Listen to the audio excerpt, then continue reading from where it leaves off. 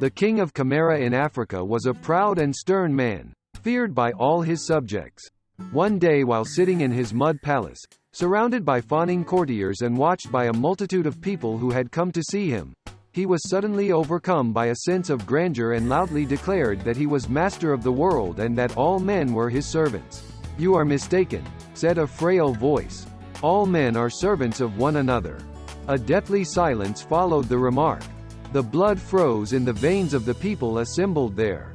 Then the king exploded in anger. "Who said that?" he demanded, rising from the royal stool. "Who dares suggest that I am a servant?" "I do," said a voice in the crowd, and the people parted to reveal a white-haired old man, leaning heavily on a stout stick. "Who are you?"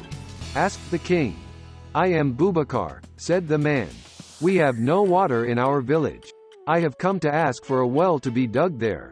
"So you are a beggar," roared the king, striding down to where the man stood. "Yet you have the temerity to call me a servant." "We all serve one another," said Boubacar, showing no fear, "and I will prove it to you before nightfall." "Do that," said the monarch. "Force me to wait on you. If you can do that, I will have not one but 3 wells dug in your village. But if you fail, you'll lose your head." "In our village," said the old man, "when we accept a challenge, we touch the person's feet."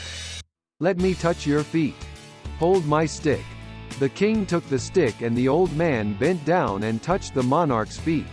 "Now you may give it back to me," he said, straightening up. The king gave him back his stick. "Do you want any more proof?" asked Boubacar. "Proof?" asked the king, bewildered. "You held my stick when I asked you to and gave it back to me when I asked you for it," said the old man. "As I said, all good men are servants of one another."